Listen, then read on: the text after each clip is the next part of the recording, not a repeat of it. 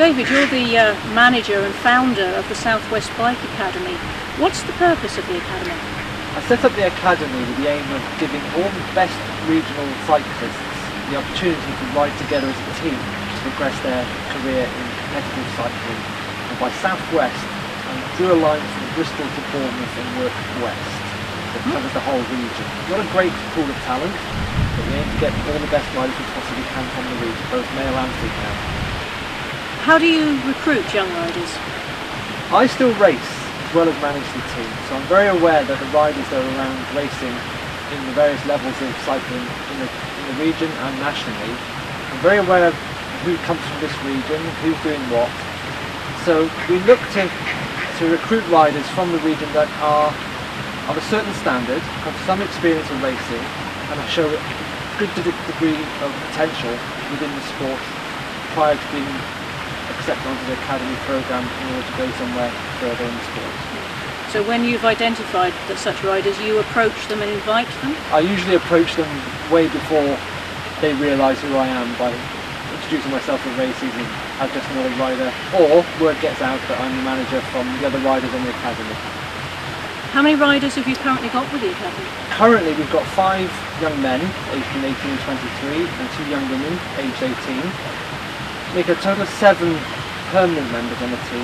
We also have a couple of riders that are going to be guesting and trying out for the team during the year. So we'll have a maximum of 10 riders riding for us at some point during next season. And do you have a waiting list?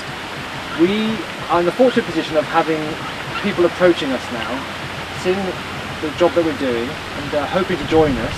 There's a headache of a question to have to fill less spaces and more riders. But yes, there is a waiting list of sorts. A nice problem to have. Yeah. So once they've been accepted, what's the path of progress through the academy for a rider? I was very aware that setting up the academy, I needed somewhere for these riders to go once they've been with us and shown a development potential. So I approached a professional cycling team in the UK called Plowman Craven. Having talked to them and discussed the plan and the project with their managing director Simon Barnes, we luckily enough have agreed terms to be their development team, and if the riders reach a certain standard of competitiveness as well as attitude, then Plowman Craven will give the guys a tryout at certain races during the latter part of next season, and this season as well just gone, they've had one rider tryout for them.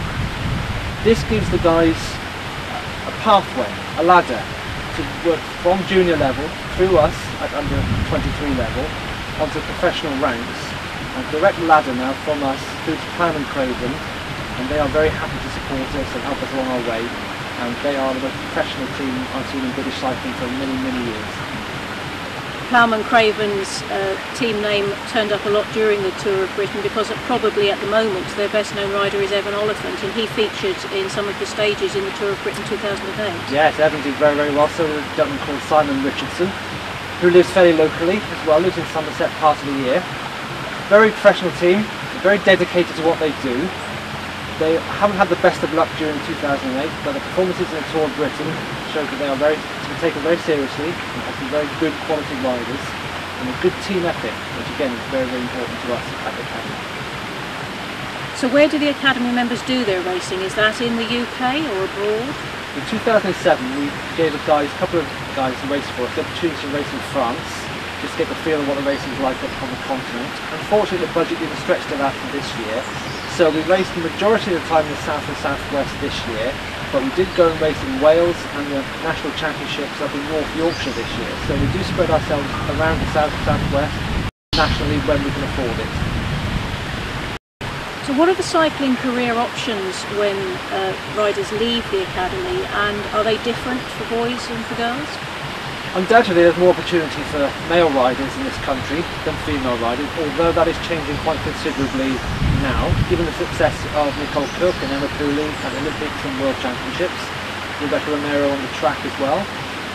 The male riders have a well-defined path now through us with Plowman Craven. They can go on to, if they're good enough, go on to professional level and apply their trade, see how they get on firstly in the UK and then in the continent. The women is seen in cycling in this country getting better. There are now half a dozen or so professional teams, although run on vastly reduced budgets from the men. But the changes are coming in the women's scene, so it's our hope to be part of that and to encourage young women into the sport. I mean, Greta Jonker, the girl who's riding for us next year, is a great example of what we can do if we dedicate a whole programme around her and make some contacts for her in women's professional cycling. So she could be a pathfinder, a trailblazer. She has in the past, she will be in the future.